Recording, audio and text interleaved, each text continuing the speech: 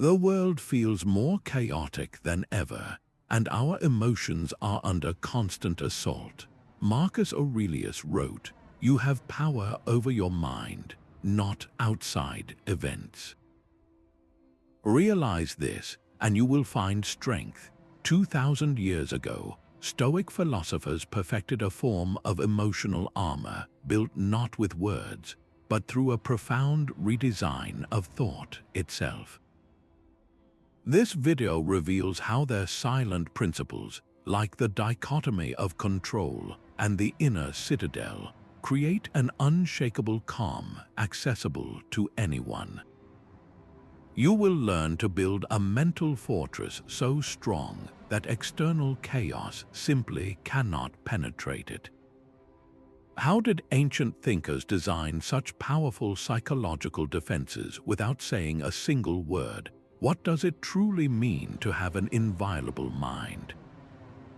What is the one belief you would need to change to feel completely safe in a turbulent world? The most powerful emotional armor begins with a single, silent distinction. It is the fundamental split between what is within your power and what is not. The ancient Stoics called this the dichotomy of control, and it is the unshakable bedrock upon which everything else is built. Your opinions, your desires, your aversions, and your own actions, these are yours to command. Everything else, from the weather to the opinions of other people, from the traffic jam you are stuck in to the success of your business, falls outside your direct command. This is not a passive observation, it is an active mental sorting mechanism. The philosopher Epictetus, born a slave, framed it with absolute clarity. He said, "Some things are up to us and some things are not up to us. Our opinions are up to us, our impulses, desires, aversions, our own actions. Whatever is not our own doing is not up to us." Think of the last time you felt truly frustrated or anxious. Perhaps you were criticized unfairly at work. The external event, the words spoken by your colleague, is not within your control. You cannot reach into their mind and change their opinion, but your internal reaction, your judgment of those words, your decision to either be wounded or to assess the criticism with calm detachment, that is entirely and absolutely yours. Or imagine you are running late for an important meeting, trapped in unmoving traffic. The red lights and the gridlock are not up to you. Your fury and your frantic pounding on the steering wheel, however, are choices you are making. The Stoic shift happens the moment you stop fighting the traffic and instead focus on the one thing you can control, your response. You can choose to use the time to listen to something valuable or to simply practice patience. This mental pivot, this quiet redirection of energy, is the first brick in your inner fortress. So take a moment and bring to mind one external event that causes you worry. It could be a financial concern, a strained relationship, or a future outcome you fear. Now, silently separate the components. What part of this situation is truly, directly up to you? You will likely find the sphere of your control is much smaller and far more manageable than the chaotic world outside. Mastering this simple act of division is how you begin to disarm the world of its power to upset you. When was the last time your mind was truly quiet, free from the relentless noise of worry and reaction? This inner silence was not a passive state for the Stoics, but an active fortress they built brick by brick. Seneca wrote extensively on tranquility of mind, describing it as a retreat into oneself, a state where we are not shaken by the tumult of the world. He advised that we must periodically step away from the crowd to gather and compose ourselves, for a mind that is constantly in motion will never find strength. This practice of stillness was their method for creating emotional armor. It was not about suppressing feelings, but about creating a small, quiet space between a triggering event and your response. In that space, you find your freedom, Imagine a pond after a stone is thrown into it. The initial splash is the external event, the thing you cannot control. The churning, muddy water represents your automatic, chaotic emotions. The practice of stillness is simply waiting, allowing the sediment to settle until the water is clear again. Only then can you see the situation for what it truly is and choose your response with clarity instead of reflex. You can cultivate this daily. Try a mindful pause, a 2-minute retreat you can take anywhere. Sit quietly and instead of trying to stop your thoughts, just watch them pass by like clouds in the sky. Do not grab onto them, do not judge them, simply observe. A thought about a work deadline appears, you acknowledge it and you let it drift on. A worry about a relationship surfaces, you note its presence and you allow it to move along. In this simple act, you are not your thoughts, you are the calm, spacious sky that contains them. This is the core of the Stoic defense.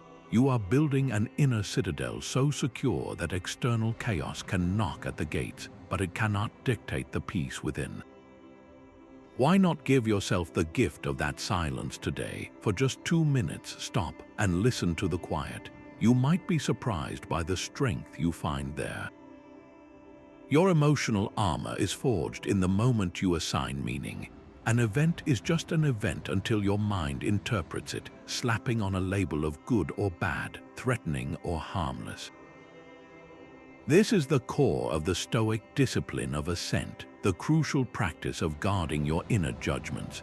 The Stoics argued that we are not disturbed by what happens to us, but by our views about what happens. An insult is just a collection of sounds until you judge it as an offense.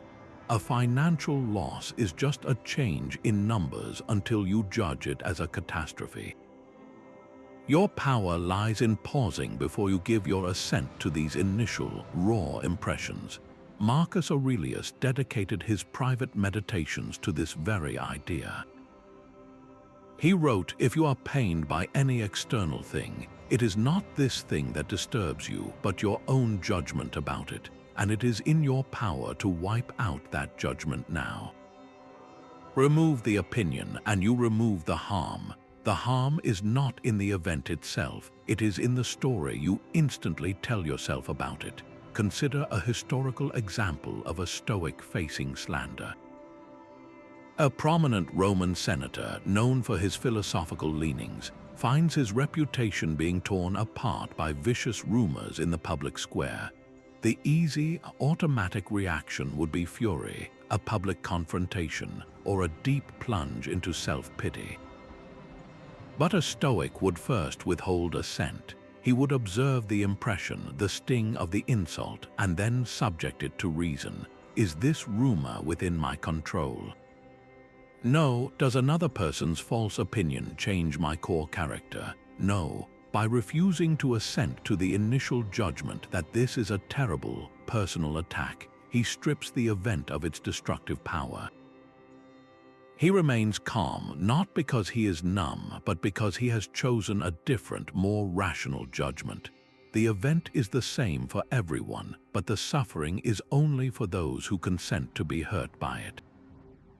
Think back to a recent time you felt genuinely upset. Maybe a friend cancelled plans at the last minute, and you felt a sharp pang of disappointment. Now, examine the judgment you attached to that event. Did you immediately tell yourself, "This means they do not value me," or "This ruins my entire evening"? That story, that judgment, is the true source of your distress, not the simple act of a cancelled plan. What if you could pause in that moment and choose a different judgment? Perhaps their life is complicated, and this has nothing to do with my worth. Or now I have an unexpected free evening to myself. The external event remains identical, but your inner world is transformed. This is the silent, unyielding strength of the armor of assent. What would happen if you only desired what was already within your power? This radical question lies at the heart of the Stoic discipline of desire, the next layer of emotional armor. The Stoics argued that most of our suffering comes not from failing to get what we want, but from wanting the wrong things in the first place. They designed a powerful defense by systematically aligning their desires with two anchors, virtue and nature. To desire virtue is to want only to act with courage, justice, wisdom, and self-control, qualities that are entirely up to you.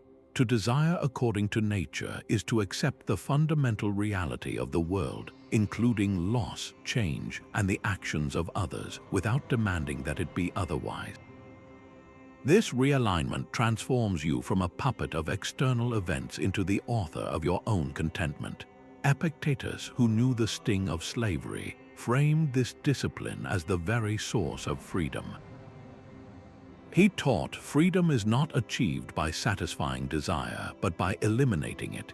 He was not calling for a joyless existence, but for the profound liberation that comes when you stop chasing things you cannot control. When your happiness depends on a promotion, you hand your emotional well-being to your boss. When it depends on social media likes, you give it to strangers.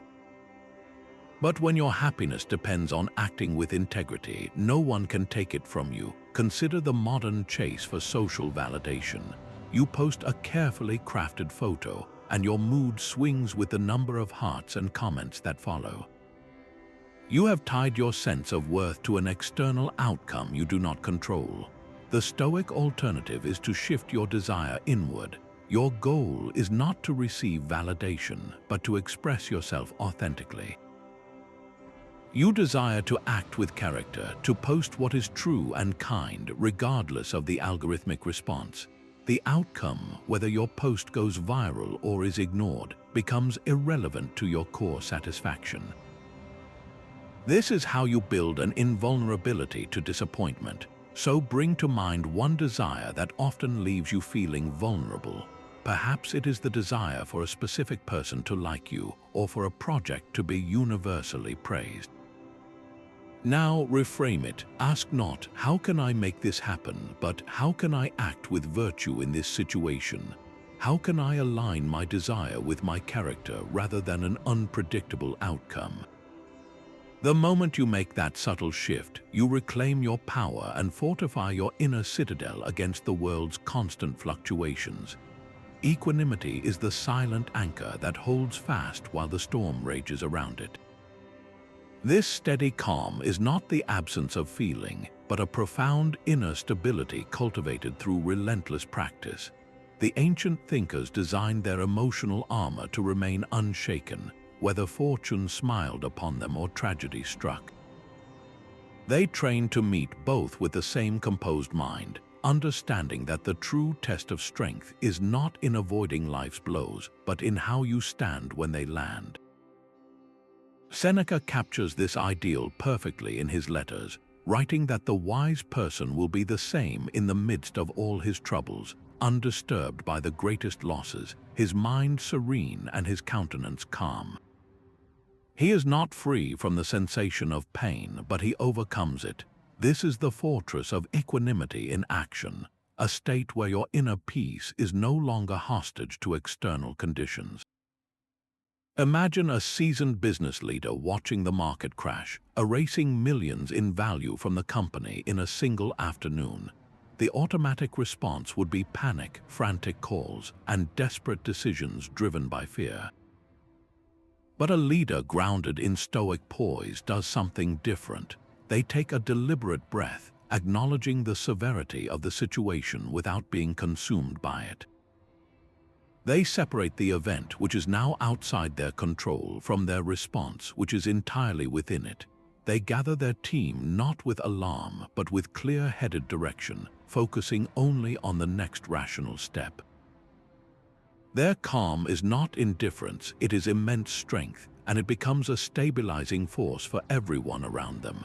Now, bring to mind a challenge you are currently facing, or one you fear might come.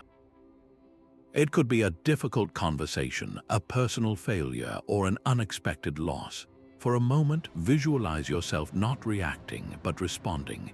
See the situation unfold, and in your mind's eye, watch yourself meeting it with complete equanimity. Your voice is steady, your mind is clear, your actions are deliberate. How would that change the outcome? More importantly, how would that change you? This is the silent power you are building, a calm so deep that the world's chaos cannot reach it. What if you mentally rehearsed your fears? The Stoics developed a powerful exercise for this exact purpose, known as Premeditatio Malorum, the premeditation of evils. Far from being a pessimistic practice, it was their ultimate tool for building resilience and stripping future hardships of their power to shock you. The core idea is simple yet profound. By regularly and calmly envisioning potential losses or difficulties, you inoculate your mind against their emotional impact. You face the possibility of adversity on your own terms, in the safety of your own mind, so that if it ever arrives in reality, it feels familiar and manageable rather than catastrophic. Seneca advised his friend Lucilius to spend time each day contemplating exile, poverty, or even death. He wrote, "He robs present ills of their power who has perceived their coming beforehand." By mentally walking through these scenarios, you are not inviting them to happen, you are disarming them. You realize that you can endure, that your character and your inner citadel remain intact. Imagine you have a crucial and difficult conversation looming with a family member. The anxiety builds for days, your mind spinning through every possible terrible outcome. Now apply the shield of premeditatio. Sit quietly and deliberately walk through the worst-case scenario. Visualize them reacting with anger. Hear the harsh words they might say. Feel the initial sting and then see yourself not crumbling but responding with calm and dignity. You realize that even their worst reaction does not break you. The event itself loses its terrifying edge because you have already lived through a version of it and discovered your own strength on the other side. This practice does more than just build resilience. It actively cultivates a deep and present gratitude. By imagining the loss of your health, your home, or your relationships, you suddenly see the immense value of what you currently possess. The meal you are eating becomes a gift. The presence of a loved one feels like a profound treasure. Your ordinary life is revealed to be extraordinary. Try this today with a minor daily inconvenience. Before you leave the house, take a moment to premeditate your train being delayed or your coffee spilling. See it happening, acknowledge the minor frustration, and then watch yourself accepting it with a shrug and moving on with your day. You are not willing it to happen, you are simply preparing your mind to remain unshaken if it does. This small act of mental rehearsal is how you forge an unbreakable shield, one that turns potential disasters into mere inconveniences and allows you to walk through the world with unshakable poise. Every person carries a fortress within that no external force can truly breach. This is the Stoic concept of the inner citadel, a mental sanctuary protected not by walls of stone, but by the unyielding principles of reason and your own virtue. The Stoics envisioned the core of your being as this inviolable space, a place where your true self resides, safe from the chaos of the outside world. It is a retreat you can enter at any moment, regardless of your physical circumstances. Marcus Aurelius, ruling an empire from the front lines of distant wars, constantly returned to this idea in his private writings. He reminded himself, people look for retreats for themselves in the country, by the sea, in the mountains. But this is altogether unphilosophical when you can at any moment retreat into yourself. Nowhere is there a retreat more peaceful or less crowded than in your own soul. This is not an escape from reality, but a return to your center, to the one place where you are truly sovereign. Consider the profound example of a prisoner of war, physically confined and subjected to immense external pressure. While their body is imprisoned, their inner citadel can remain entirely free. They cannot control their captors or their conditions, but they retain absolute command over their judgments, their values, and their inner dignity. They can choose to harbor hatred or to cultivate a quiet resilience. They can despair or they can find solace in their own thoughts and memories. This is the ultimate expression of the Stoic ideal, where the mind becomes an unconquerable fortress even when the body is in chains.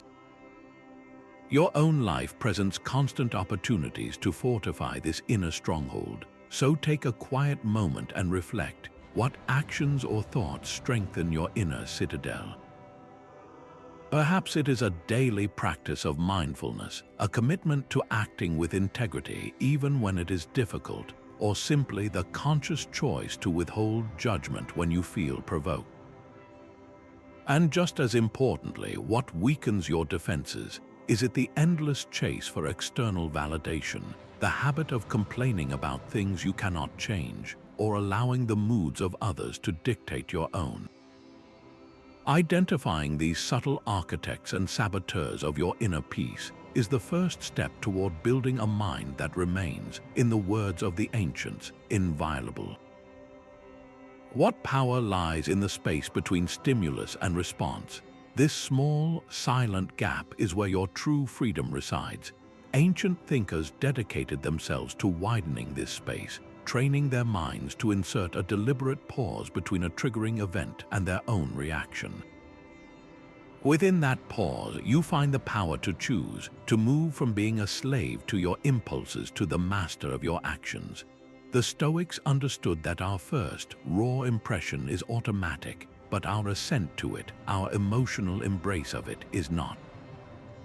By cultivating this pause, you build a buffer against the world, an emotional armor that deflects provocation. Epictetus, a man who knew the sting of injustice, offered clear guidance on this art. He advised, be slow to fall into anger, for anger is the mark of a mind persuaded that something bad is happening which it cannot endure. But be quick to discern whether the impression is true. His wisdom directs you to use the pause not just for delay, but for investigation. In that moment of stillness, you ask a simple but powerful question. Is this thing truly as bad as my initial feeling claims it is? Consider the scenario of receiving a direct and public insult. The immediate, visceral impulse is to retaliate, to fire back with a sharp word to defend your pride. This feels justified, even necessary, but imagine instead choosing silence. You feel the heat rise in your chest, you hear the harsh words hanging in the air, and you consciously decide to do nothing. You let the insult land, and then you let it sit without your endorsement. In that quiet refusal to engage, you demonstrate a strength far greater than any retort could provide. The insult, deprived of the oxygen of your reaction, simply withers away. The other person's attempt to provoke you fails utterly because you have not played your part in their drama. Your silence is not weakness, it is the ultimate power play, revealing that your inner state cannot be so easily commandeered by another. So here is a challenge for you today. With your next minor frustration, whether it is a rude comment, a sudden inconvenience, or a critical email, practice inserting a 5-second pause. Before you speak, before you type, before you even form a judgment, simply stop. Breathe for just 5 heartbeats, create that space. In that brief window, you are not a reactor, you are an observer. You reclaim the authority over your own mind, one deliberate pause at a time. The strongest armor is needing nothing from outside yourself. This is the Stoic ideal of self-sufficiency, a state where your happiness is drawn from an internal well that no one else can poison or drain. The ancient thinkers designed this final layer of emotional protection by training relentlessly to find their contentment in one thing alone, the quality of their own character and their commitment to virtue. They understood that relying on externals for satisfaction is like building your house on another person's land. They can evict you at any moment. Seneca captured this profound independence with elegant clarity. He wrote, "The wise person is self-sufficient, not that he wants to be without friends, but that he is able to be without them. He finds everything he needs within his own mind." This is not a call to isolation, but to a fundamental shift in where you source your sense of worth and peace. It means your joy is not contingent on a promotion, a compliment, or a perfect outcome, because you have a more reliable source within. Consider the modern embrace of minimalism. Someone chooses to live in a small, simple apartment, owning very few possessions. From the outside, it might look like a life of lack or deprivation. But from the inside, it is an experience of profound abundance. This person is not defined by their curated belongings or their square footage. Their identity and satisfaction come from their thoughts, their values, and the freedom they gain by not being chained to material upkeep and desire. They have, in a very practical sense, applied the Stoic armor of self-sufficiency. Their happiness is not stored in their closet, it is rooted in their character. So take a quiet moment and ask yourself this: what is one external thing you depend on for your happiness? Is it the approval of a specific person, the security of a certain bank balance, the constant stream of entertainment from your devices? Now consider its true necessity. If it were taken away tomorrow, what would remain? You would still be you. Your capacity for courage, for curiosity, for kindness, that inner citadel would stand. By recognizing this, you begin the quiet work of transferring your trust from the fragile world outside to the unshakable strength you already possess within. Death is the silent architect of a life lived without fear. The Stoics practiced a powerful meditation known as Memento Mori, the remembrance of death, not to cultivate morbidity, but to forge a profound emotional courage.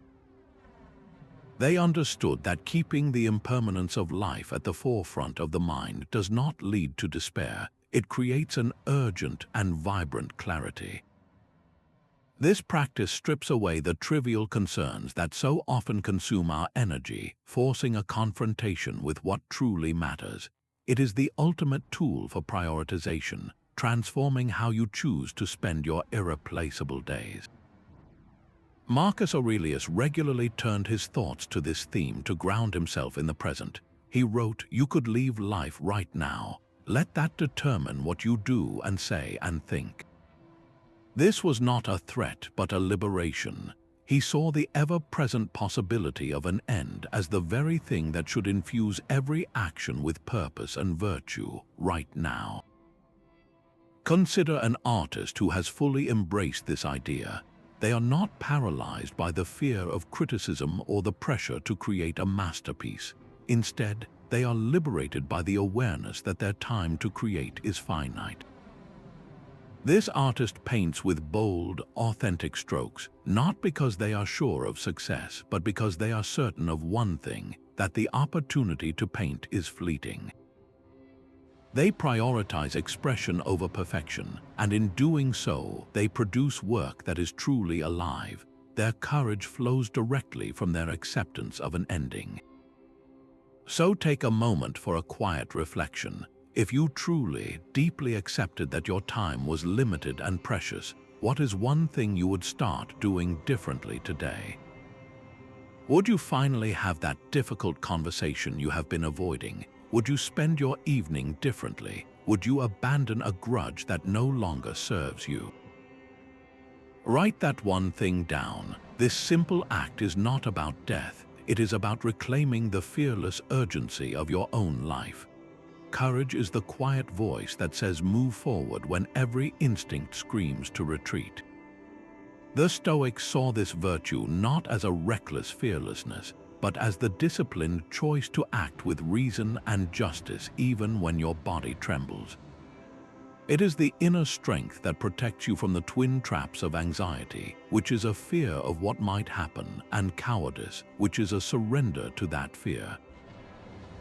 Seneca, who faced exile and eventual death by the orders of an emperor, wrote with authority on this very subject. he observed sometimes even to live is an act of courage. True courage, he argued, is to live rightly, to fulfill your duties, and to hold fast to your principles even when the path is terrifying. It is a silent, resolute commitment to what is good, regardless of the personal cost. Think of the modern whistleblower who uncovers a profound injustice within a powerful corporation. They are not without fear.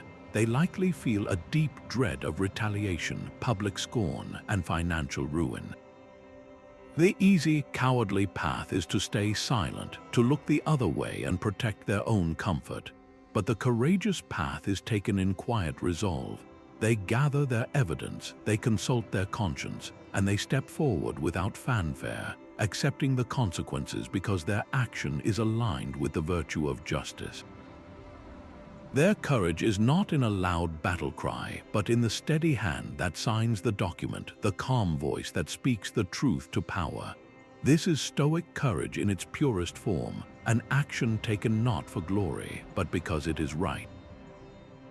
Now turn this lens inward for a moment. What is one fear that currently holds you back from an action you know is correct? Perhaps it is the fear of speaking up in a meeting with a controversial idea, or the fear of setting a necessary but difficult boundary with someone you love. This week, identify that single point of tension. Your challenge is not to eliminate the fear, but to make one small, silent decision to act in spite of it. The action itself can be quiet, a single sentence spoken, a single email sent. The courage is in the doing, a private victory that fortifies your inner citadel more than any external praise ever could. Emotional armor is strengthened by seeing things exactly as they are, not as we fear or wish them to be. This is the armor of wisdom, the Stoic virtue of piercing through the layers of illusion, social pressure, and our own anxious stories to perceive the unadorned truth of a situation. It is the disciplined practice of discerning what truly holds value from what is merely a shiny distraction. The world constantly presents us with false valuations, convincing us that status, wealth, and comfort are the ultimate goods, while struggle and simplicity are evils to be avoided at all costs. Wisdom is the internal lens that corrects this distorted vision, allowing you to see reality with stark clarity. Marcus Aurelius dedicated much of his private writing to this very act of mental purification. He instructed himself, strip away the legend that encrusts it, see the thing for what it is, remember what it is and what it was made from. He was training his mind to look past the frightening story he might tell himself about an event and to observe the simple, neutral facts that lay beneath. He understood that our suffering is almost always a product of the legend, not the thing itself. Consider a common modern scenario. An employee works tirelessly for a promotion, pouring their energy into a project they believe will guarantee their advancement. When the promotion is given to someone else, the initial reaction is devastation. The legend they tell themselves is one of personal failure, of being unseen and unvalued, a narrative that causes genuine pain. But a person applying Stoic wisdom would pause to strip away that legend. They would see the bare event, a business decision was made. They would assess the facts without the filter of their wounded ego.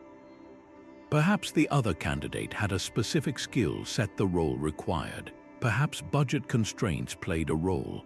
This clear-eyed view allows them to then ask the most important question: what can I learn from this? The perceived failure transforms into a valuable lesson about the company's priorities, or reveals a skill gap they can now work to fill. The event itself has not changed, but its meaning and its emotional impact have been completely revolutionized by wisdom. So take a moment of quiet reflection. Look at the world you move through every day and identify one common societal value you have accepted without question. Is it the relentless pursuit of a more impressive job title?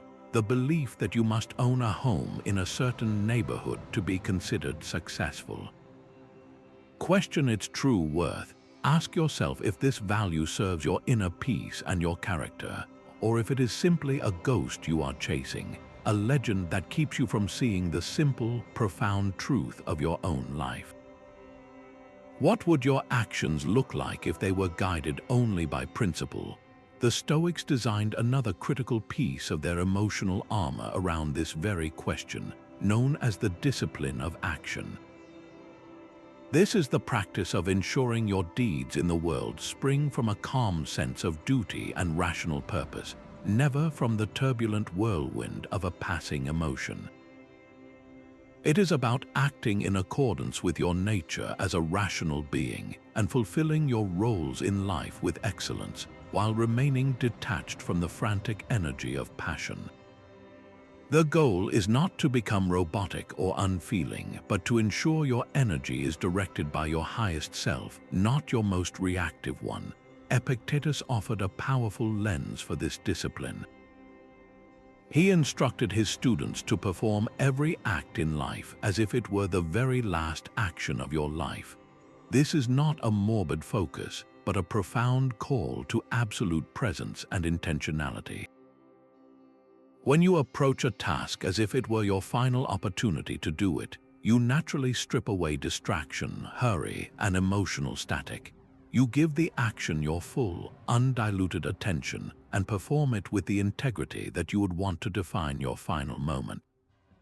Consider the familiar scenario of a parent responding to a child who has just made a significant mistake, perhaps spilling paint across a newly cleaned floor. The automatic, passionate reaction is one of frustration and anger. The parent's voice rises, the child shrinks back, and the entire event becomes a moment of shared distress. Now envision that same parent applying the Stoic discipline of action. They feel the initial flash of irritation, but they pause. They connect to their deeper role and duty, which is to guide and teach, not to punish and vent. Their principle is to act with patience and wisdom, so they take a breath, kneel down, and calmly say, "Let's clean this up together. Here is how we do it." The external action of cleaning the spill is the same, but the internal motivation and the emotional quality of the action are entirely different.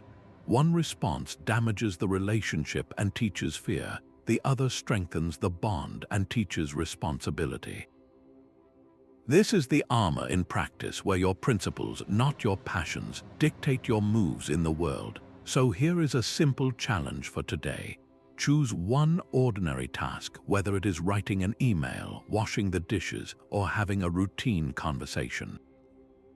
Decide that for the duration of that single activity, you will perform it as if it were your last chance to do it. Pour your complete focus into it. Act with deliberate intentionality, free from the emotional charge of boredom or resentment. Notice how this silent shift from passive reaction to principled action changes not just the task, but the texture of your entire moment. A silent regulator works within you, smoothing out the sharp peaks of euphoria and the deep valleys of despair. This is the guard of moderation, the Stoic practice of navigating life by avoiding the dangerous extremes of excess and deficiency in all things. The ancient thinkers called this the golden mean, a balanced path that runs directly between too much and too little. It is not a call for a bland or passionless life, but a strategic defense against the emotional whiplash that comes from chasing highs and desperately avoiding lows. By refusing to be swept away by intensity, you cultivate a steady current of contentment that is far more reliable and profound. Seneca wrote extensively on this, warning his friend Lucilius of the hidden costs of luxury. He observed that poverty adjusted to natural law is great wealth, while the wealth that exceeds its limits is a form of poverty. He was not praising destitution, but highlighting how an excess of comfort can paradoxically impoverish your spirit, making you soft, anxious, and dependent on ever-increasing stimulation to feel anything at all. The person who requires a 5-star vacation to feel happy has built their peace on a foundation that can easily crumble, while the person who finds joy in a simple walk in the park possesses a fortune that is always accessible. Consider our modern relationship with digital consumption. The endless scroll through social media, the binge watching of entire series, the constant barrage of notifications. This is a world engineered for excess. It promises connection and entertainment, but often delivers a deficit of true satisfaction, leaving you feeling drained, comparing your life to curated highlights, and perpetually restless. The Stoic application of moderation would be to impose a mindful limit. It is not about deleting your accounts, but about consciously deciding, I will spend 30 minutes here, and then I will close the app and engage with the tangible world. In that simple act of boundary setting, you are not depriving yourself, you are reclaiming your attention and your emotional equilibrium from algorithms designed to hijack them. So where in your own life does the pendulum swing too far toward an extreme? Is it in your work ethic, where driven ambition crosses into unsustainable burnout? Is it in your spending, where the thrill of a new purchase fades almost instantly, leaving a desire for the next one? Identify that one area. Now consider the middle path. What would a more moderate, sustainable approach look like for you? This quiet recalibration is how you install a governor on your emotions, ensuring they serve you rather than rule you. Your daily worries seem monumental until you pull back the lens. The Stoics perfected a mental exercise for this exact purpose, known as the view from above. It is a deliberate act of zooming out, both in space and in time, to see your life from a cosmic perspective. This is not about dismissing your problems, but about placing them in a context so vast that their crushing weight suddenly feels manageable. You are not eliminating the challenge, you are simply refusing to be dwarfed by it. Marcus Aurelius was a master of this practice, often humbling his own imperial troubles by contemplating the infinity that surrounded him. He wrote, "You can discard most of the junk that clutters your mind and clear up space by comprehending the scale of the world, by contemplating infinite time, and by thinking of the speed with which things change. Each thing is just a fragment of the entirety, and the span of your life is so brief against the backdrop of eternity. See your current frustration against that immense canvas. Is it still so all-consuming? Imagine a heated argument with a coworker that has left you seething for days. The injustice of it, the personal slights, they replay in your mind on a constant loop.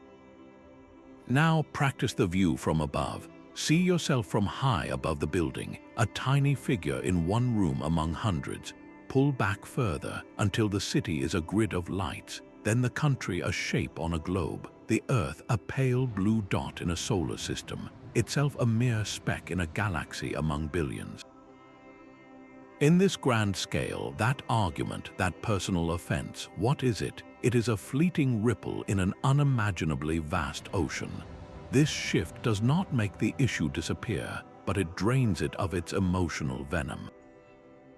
You realize you have been pouring all your energy into a single pixel on an infinite screen. The next time you feel overwhelmed by a situation, give yourself this gift of perspective. Close your eyes for just 30 seconds and pull back. See the room, the building, the city, the planet. Watch your problems shrink against the expanse of time and space. You will find a quiet strength in that smallness, a calm assurance that you are part of something far greater, and that within that immensity you possess the power to choose your focus. The ultimate emotional armor is not built to endure fate, but to embrace it fully. This is the profound Stoic principle of Amor Fati, a Latin phrase meaning a love of one's fate. It is the conscious decision to not merely accept what happens, but to welcome every event, especially the difficult ones, as if you had chosen them yourself. The Stoics saw every obstacle, every setback, and every piece of misfortune not as a disruption to their peace, but as the raw material for building it.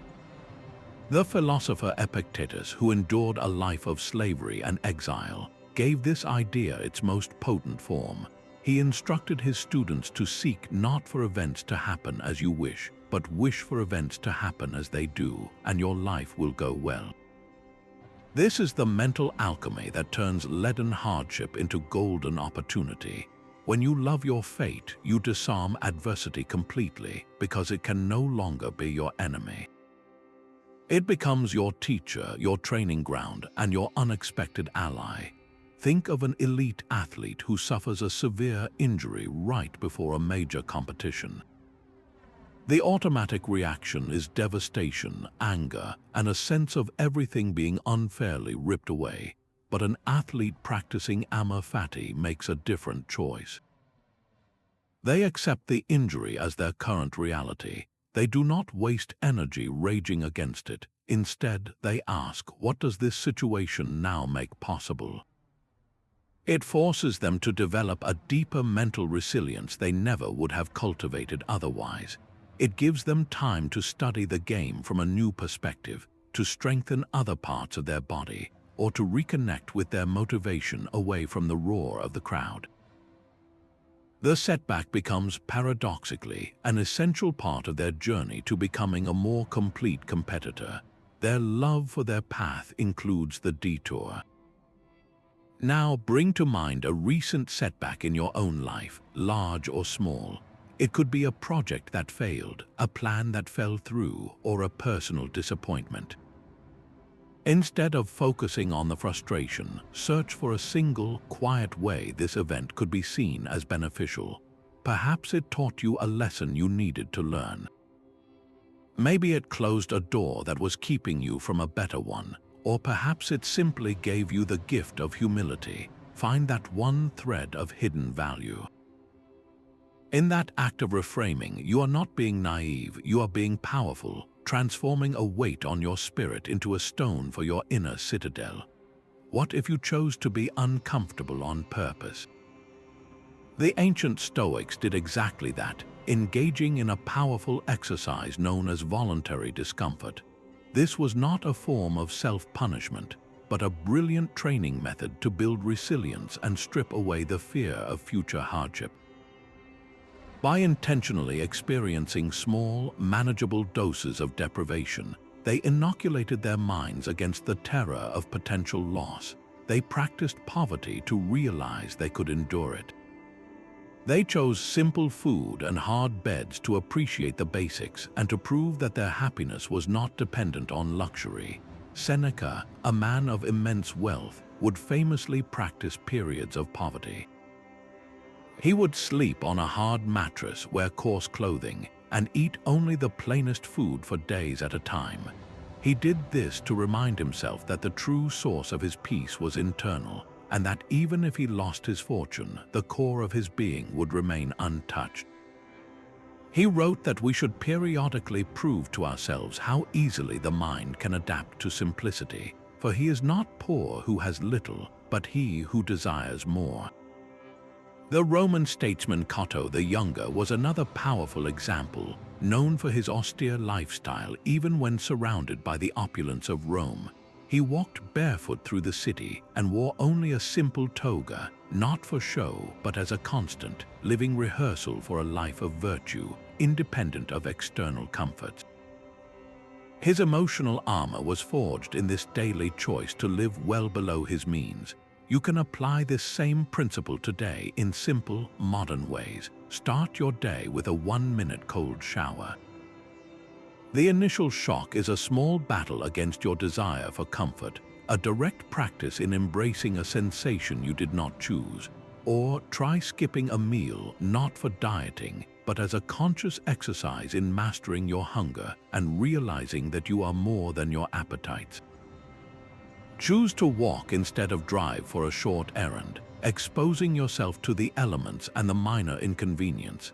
Each of these small acts is a brick added to your inner citadel, a quiet declaration that your well-being is not held hostage by perfect conditions. So this week, your challenge is to incorporate one small voluntary discomfort into your routine. What will it be? A digital fast for an evening, a meal of simple, plain food. The specific practice matters less than the silent shift it creates within you, building a resilience that makes the unavoidable hardships of life feel far less intimidating. The most durable armor is a character that needs no defense. This is the shield of integrity, a state where your inner values and your outer actions are in perfect alignment.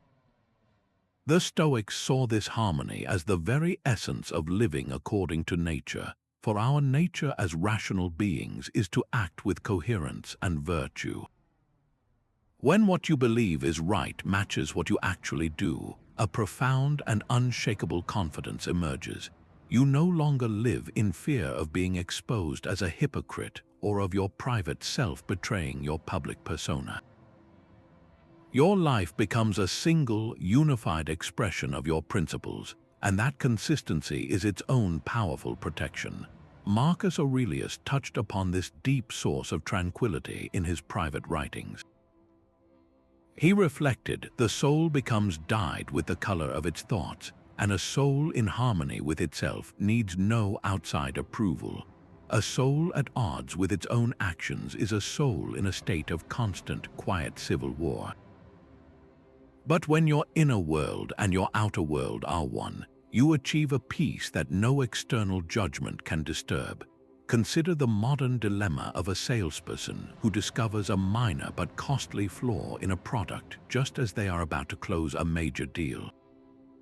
Pointing it out could jeopardize the sale, their commission, and perhaps even their standing with a demanding manager.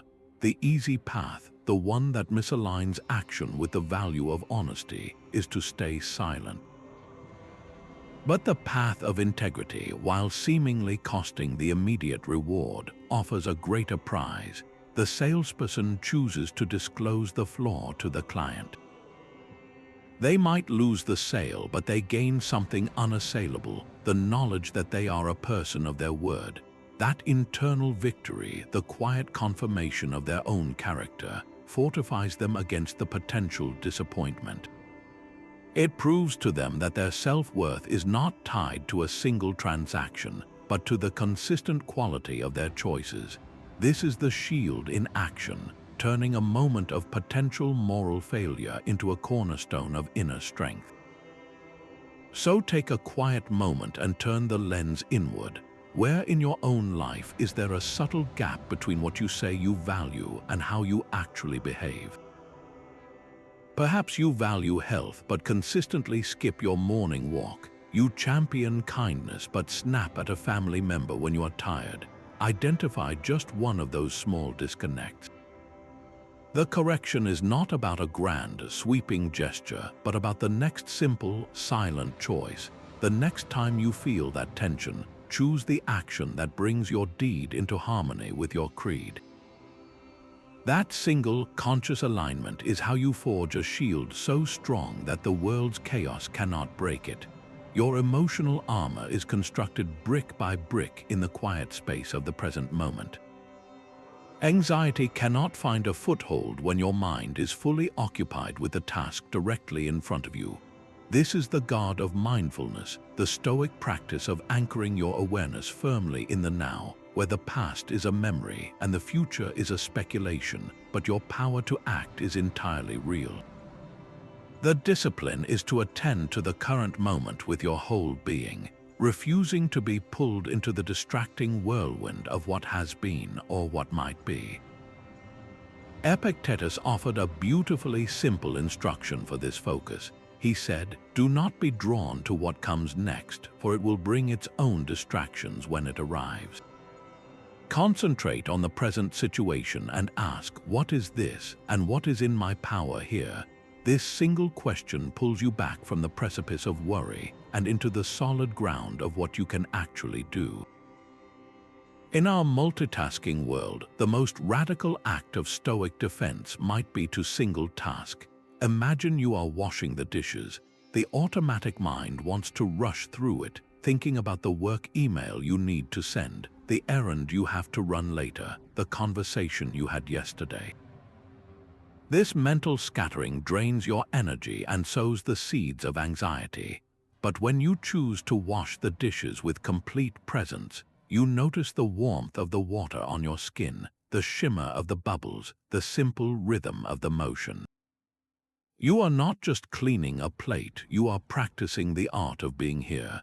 This mundane act becomes a fortress against the chaos of a distracted life. So choose one ordinary activity today to perform with your undivided attention. It could be drinking your morning coffee, listening to a friend, or walking to your car. For those few minutes, let that one action contain your entire world. Notice the sensations, the details, the quiet hum of existence in that single, focused point. In that silent concentration, you are not building a wall against life. You are building a home within it. A grateful heart is impervious to the arrows of lack and comparison. This is the armor of gratitude, a practice the Stoics wove directly into their emotional defenses. They understood that a mind focused on what it possesses is a mind fortified against the corrosive forces of envy and discontent. Gratitude is not a passive feeling of thanks. It is an active redirection of your attention, a conscious choice to spotlight the good that already exists in your life, effectively blinding you to the shadows of what you think you are missing. It is a practical shield against the modern plague of comparison, where we endlessly measure our lives against the curated highlight reels of others. The Roman Emperor Marcus Aurelius, even amidst the immense burdens of ruling an empire, made this a daily discipline.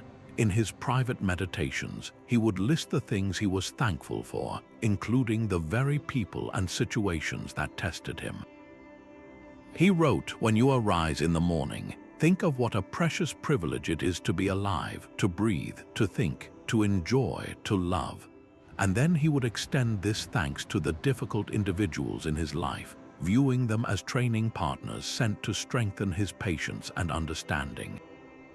He was not ignoring hardship, he was reframing it as a necessary part of his growth, something to be appreciated for the strength it fostered.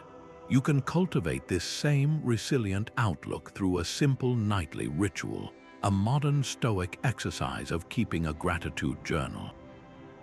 This is not about writing lengthy paragraphs. It is a quiet, 5-minute practice of noting down 3 specific things you were grateful for that day. The specificity is key. Do not just write family. Write the sound of my child laughing this afternoon. Do not write health. Write the feeling of the sun on my skin during my walk. This act forces your mind to sift through the day and latch onto concrete moments of goodness, effectively training your brain to scan for positives as a default setting. Over time, this practice rewires your perception, building a mental filter that catches discontent before it can take root. So, right now, in this moment of quiet, bring to mind 3 specific things you are grateful for. They can be as simple as the warmth of the cup in your hands, the comfort of the chair you are sitting in, or the simple fact that you have a mind capable of learning and growing. Name them silently to yourself. In that simple act of acknowledgement, you are not just counting your blessings, you are actively forging another layer of your unbreakable inner armor. What strength is found when your actions serve a purpose larger than yourself? The Stoics considered justice not merely a social ideal, but a personal virtue that forges some of the strongest emotional armor you can possess. This form of justice is the unwavering commitment to act for the common good, to see your own well-being as intrinsically linked to the welfare of others. When you anchor your life to this principle, you connect to a source of resilience that personal ambition can never provide. Your sense of purpose expands beyond your individual worries, creating an inner fortitude that is far more difficult to shake. Marcus Aurelius constantly returned to this theme in his private meditations, reminding himself of our shared humanity. He wrote, "What brings no benefit to the hive brings none to the bee." We are born for cooperation, like feet, like hands, like eyelids. His words underscore a profound Stoic truth that isolating yourself in self-interest is like a single organ trying to thrive apart from the body.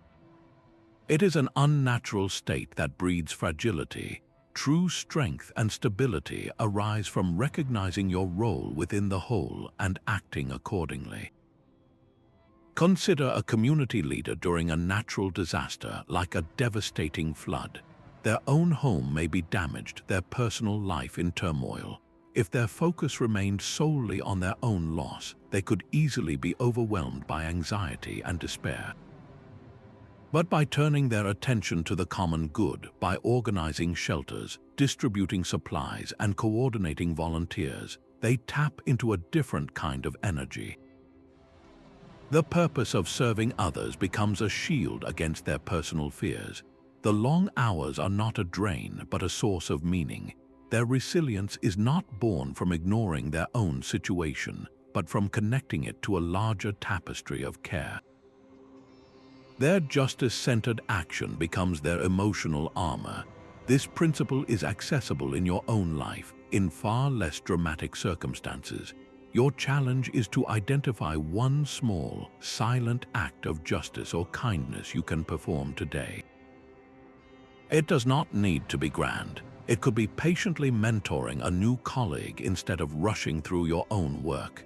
It might be listening deeply to a friend without offering unsolicited advice, truly seeing their perspective. Or it could be picking up litter in your local park, a simple gesture for the common good. In that conscious choice to act for the benefit of all, you will feel the quiet strengthening of your own inner citadel. Your own mind can be the loudest critic in the room, a relentless voice that chips away at your peace long after the outside world has gone quiet. The Stoics recognized this internal battlefield and developed a powerful discipline of thought, a vigilant practice of monitoring and correcting the private dialogue that runs constantly in the background of your consciousness. They understood that the most corrosive attacks on our tranquility are not the insults from others, but the interpretations and judgments we silently repeat to ourselves.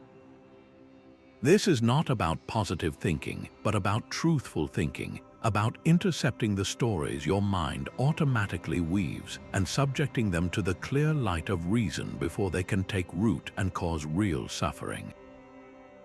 Epictetus, whose teachings were dedicated to achieving mental freedom, laid out the core of this practice with stunning clarity. He reminded his students, men are disturbed not by things, but by the views which they take of them. The event itself is neutral. It is the narrative you attach to it that carries the emotional charge. Your internal monologue is the architect of your anxiety, your anger, and your despair. The discipline is to become the watchful guardian of that construction site. Imagine you are faced with a daunting professional challenge, a project that feels overwhelmingly complex. The automatic, unchecked thought might be, I am not smart enough for this, or I am going to fail and everyone will see. This internal dialogue instantly creates a reality of fear and inadequacy. The Stoic intervention is to catch that thought the moment it arises and consciously reframe it. You would pause and replace "I cannot handle this" with a more rational and empowering statement, such as, "This is an opportunity to practice the virtue of wisdom and perseverance." The external challenge has not changed one bit, but your internal relationship to it has been completely transformed. You are no longer a victim of the situation. You are an active participant using it for your own growth. This silent correction is how you reclaim authority over your inner world. So here is a simple, powerful exercise for you. Bring to mind one recurring negative thought that often surfaces in your mind. It might be a thought about your own capabilities, a worry about what others think of you, or a prediction of failure. Now take a piece of paper and write that thought down on the left side. On the right side, write a Stoic rebuttal, a calm, rational response that challenges its truth and reframes it as an opportunity for virtue. If the thought is, "I always mess things up," your rebuttal could be, "I have succeeded before, and this is a chance to practice diligence and learn." This act of externalizing and answering your inner critic is how you build the final, essential layer of your emotional armor, ensuring the fortress within is guarded from its most persistent attacker, itself. Solitude is a quiet workshop where your emotional armor is forged. This is not the painful emptiness of loneliness, but a chosen space for self-communion, a necessary retreat where you can listen to your own thoughts and renew your principles. The Stoics saw these moments of aloneness not as isolation, but as the essential practice of returning to their inner citadel to check its foundations. Seneca wrote powerfully on this need to withdraw from the crowd. In one of his letters, he advises, "You must withdraw into yourself as far as possible. Associate with people who are likely to improve you. Welcome those whom you are capable of improving. The process is mutual, for people learn as they teach." His point is that you cannot bring a calm and improved self back to the world if you never step away from its noise to do the work. This solitary time is where you converse with yourself, examining the events of your day, your reactions, and your alignment with virtue, free from the distorting influence of outside opinions. A powerful modern equivalent is the deliberate digital detox. For 1 hour each evening, you might choose to silence your phone and step away from all screens. In that quiet hour, the compulsion to compare, to react, to consume information simply falls away. You are left alone with your own mind. Another simple practice is a solo walk in nature, without a podcast or music filling the silence. As you walk, you are not doing nothing. You are actively engaging in the Stoic discipline of reflection. You might review a recent challenge, asking yourself how you applied the dichotomy of control, or where you could have withheld your assent more effectively. This is not idle daydreaming. It is the maintenance of your psychological defenses. So your challenge this week is to schedule a single, brief period of this purposeful solitude. It could be 20 minutes sitting in a park or just 15 minutes in a quiet room at home.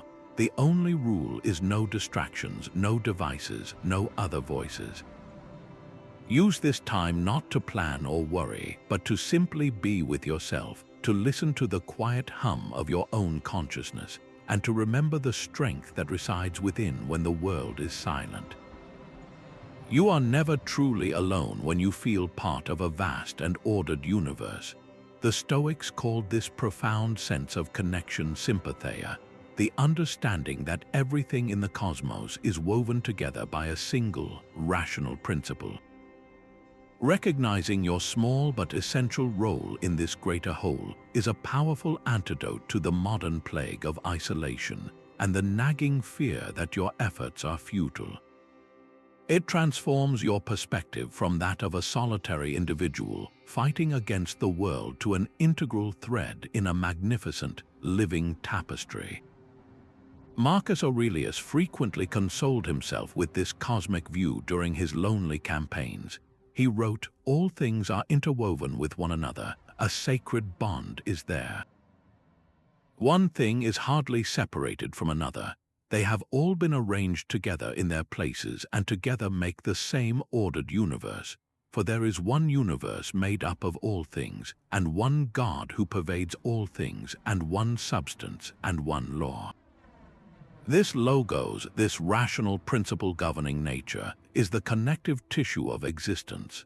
When you feel disconnected or insignificant, this philosophy offers a deep and abiding comfort, reminding you that you belong to something ancient, immense, and intelligent. Consider an environmentalist working to protect a vast forest. The task is monumental, the opposition is often powerful, and progress can feel agonizingly slow. It would be easy to burn out under the weight of it all, to feel like a single, powerless voice. But when that individual operates from a place of sympathy, their motivation shifts. They see themselves not as a lone savior, but as a conscious expression of the forest itself, acting in its defense. They feel a kinship with the trees, the animals, and the very air they are fighting to preserve. Their work is no longer a separate chore, but a natural extension of their place within the interconnected whole. This connection becomes a wellspring of resilience, fueling them with a quiet, enduring strength that personal ambition could never provide. So take a quiet moment to contemplate your own place in this web. In what one specific way do you feel interconnected with the world and the people around you? Perhaps it is through the food you eat, grown by farmers you will never meet. Maybe it is through the shared air you breathe with every living creature. Or it could be through the subtle influence of your kindness, rippling out in ways you will never see. Acknowledging this single thread of connection is how you begin to weave the armor of sympathy, a deep and unshakable sense that you are, and always will be, a part of something greater. True strength often lies in recognizing how little you truly control. This is the guard of humility, a protective virtue the Stoics cultivated not to diminish themselves, but to remain grounded, teachable, and free from the corrosive need for external praise. Humility is the quiet understanding that you are a small yet integral part of a vast and ordered whole. It prevents the dizzying heights of arrogance and the sharp fall into disappointment that so often follows. The philosopher Epictetus, who taught from a place of profound simplicity, framed this as a fundamental wisdom. He advised, it is impossible for a person to learn what he thinks he already knows. This is the core of the humble mindset, a constant openness to being wrong, to learning, and to the reality that your perspective is just one fragment of a much larger picture. Consider a renowned surgeon, an acknowledged expert in their field, preparing for a complex procedure. They have performed this operation dozens of times with success. Yet during a pre-surgical briefing, a junior nurse quietly points out a potential complication based on a recent study. The arrogant expert might dismiss the input, secure in their own vast experience.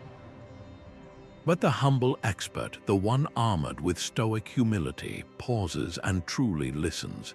They acknowledge the possibility, they investigate the new information, and they integrate it into their plan. In admitting they did not know everything, they do not weaken their authority, they strengthen it. Their credibility soars because it is rooted in a commitment to truth, not in the fragile shell of their own infallibility. They remain teachable and therefore they remain unbreakable. Think back to your own recent success, large or small. Perhaps you completed a major project or received a genuine compliment. For a moment, sit with that feeling of accomplishment. Now, gently introduce the guard of humility. Acknowledge the role of luck, of timing, of the support from others, of the countless factors outside your direct control that align to make that success possible. This is not about dismissing your hard work, but about placing it in an honest and wider context. How does that shift in perspective change the feeling? It often transforms pride from a brittle statue into a deep, quiet well of gratitude, a source of strength that cannot be easily toppled by future challenges or criticism.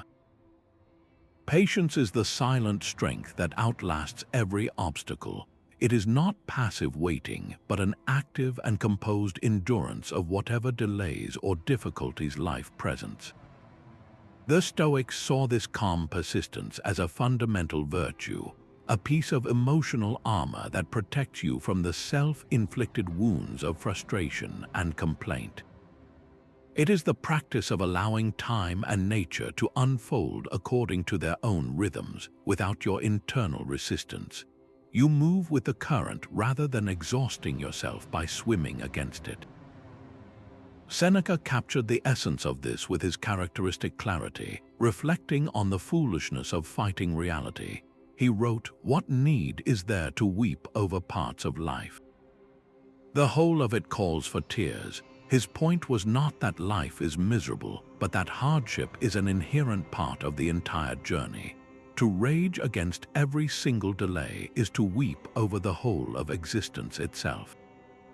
He observed the folly of hurrying through a red light only to wait at the next one, of rushing through a meal only to have nothing to do afterward. The true wisdom, he suggested, lies in accepting the pace of events and finding a grounded composure within the waiting. Consider the modern test of a long, unmoving queue at the grocery store. The automatic reaction is a sigh of exasperation, a restless shifting of weight, and a constant glance at the clock. Your mind fills with complaints about the inefficiency, the person with too many items, the slow cashier. This internal storm is the exact opposite of Stoic patience. The practiced response is to first acknowledge the reality. This line is not moving quickly, and that is outside my control. Then you actively choose to use the time. You might observe the colors of the packaging on the shelves. You might take 5 deep and quiet breaths, or you might simply stand in stillness, allowing the moment to be exactly what it is without your judgment. The external situation is identical, but your inner world is now a haven of calm instead of a battleground. Bring to mind one recurring situation that routinely tries your patience. It could be your daily commute, a repetitive request from a family member, or the slow progress on a personal goal. Now design a single, simple Stoic response for the next time it arises. Your plan is not to change the external event, but to change your internal stance within it. Perhaps you will decide to use a red light as a cue to relax your shoulders, or you will meet that repetitive request with a mindful breath before responding. This small, predetermined act is how you consciously forge the armor of patience, turning moments of frustration into opportunities for unshakable composure. What freedom is gained when you are no longer a slave to your appetites? This is the quiet power of the Stoic virtue of temperance, a form of self-restraint that protects you from being ruled by your own passions and desires. It is not about eliminating pleasure, but about mastering it, ensuring you remain in rational command of your actions rather than being dragged by every impulse for comfort or every aversion to discomfort. The goal is a life guided by choice, not by compulsion. The philosopher Musonius Rufus taught extensively on this, framing it as the very foundation of a good life. He argued that without temperance, a person cannot be in good condition, and without being in good condition, one cannot perform any function well. He saw the mastery of bodily desires as essential to unlocking your higher capacities for reason and virtue. When you are not constantly fighting internal battles against your cravings, you free up immense mental energy for what truly matters. Consider the simple, daily choice between a healthy meal and the immediate gratification of junk food.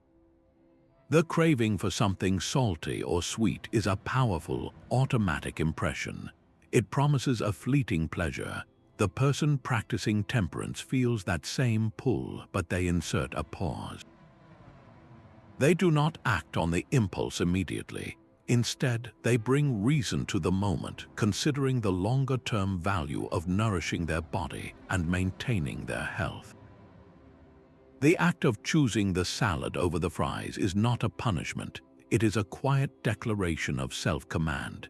It is a small, silent victory that reinforces your role as the master of your own mind.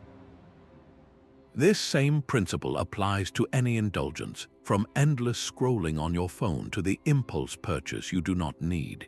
Each time you consciously moderate that desire, you are not depriving yourself. You are fortifying your inner citadel against the tyranny of passion. So, for your own practice today, identify one small indulgence you can consciously moderate. It could be that second cup of coffee, the extra 30 minutes of screen time before bed, or the sugary snack in the afternoon. Make a deliberate choice to exercise restraint, not with a sense of bitterness, but with the quiet understanding that in that simple act, you are reclaiming your freedom. The most important conversations are the ones you have in silence with yourself.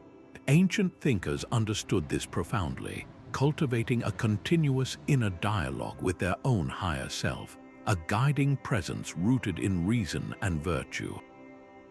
This was not a monologue of worry or fantasy, but a disciplined practice of self-communion, a way to advise, correct, and encourage themselves in alignment with their deepest principles. They would pose questions to their own soul and answer with the wisdom they aspired to embody, turning their mind into both a student and a teacher. This internal discourse was the maintenance work for their emotional armor, ensuring every thought and action was inspected and aligned. Marcus Aurelius left us the ultimate testimony of this practice in his private writings, known as his Meditations. The book itself is not a formal philosophy text, but a raw record of this very inner conversation. He writes to himself, "You have wandered all over and finally realized that you never found what you were looking for, a happy life, in syllogisms or wealth or fame." Where is it then, in doing what human nature demands? He was not writing for an audience, but engaging in a silent, relentless dialogue to steer himself back to virtue, to patience, and to duty again and again. You can introduce this practice into your own life through a simple habit of evening reflection. At the end of your day, find a few minutes of quiet. Mentally review the events that unfolded, not with self-judgment, but with a calm, stoic curiosity. Ask yourself gentle but probing questions. Where did I act in accordance with my principles today? Where did I allow an external event to disturb my inner peace? What could I have done differently? This is not about guilt, it is about learning and reinforcement. It is your higher self offering quiet counsel to the person you were throughout the day, strengthening the one you will be tomorrow. So, take a moment now for a brief reflection of your own. Bring to mind one current challenge you are navigating. Now, write down a single, clear piece of advice that your higher self, that calm and rational part of you, would offer about this situation. What would it whisper to you if it were focused only on what is good, true, and within your power? The silent strength you have been building rests on a few timeless pillars. It begins with the clear line of the dichotomy of control, separating your inner world from the chaos outside. It is fortified by the inner citadel, that private sanctuary of mind no external force can truly breach. You have learned to disarm future fears through the premeditation of evils, and you have discovered the ultimate freedom in Amor Fati, the love of your own fate, whatever it may bring. These are not complex theories, but accessible tools for modern resilience.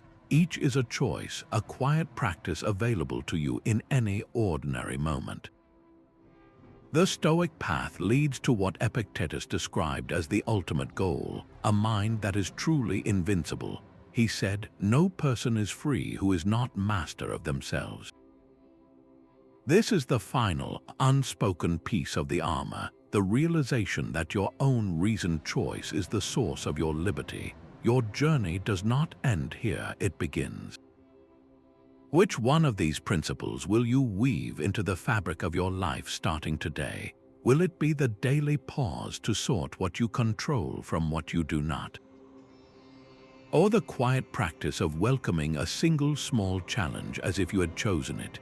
The power to build an unshakable core is in your hands right now. If you found value in this exploration of ancient wisdom, subscribe for more guides to Stoic living. Share your own experiences in the comments below, and let us build a community dedicated to quiet strength and profound peace.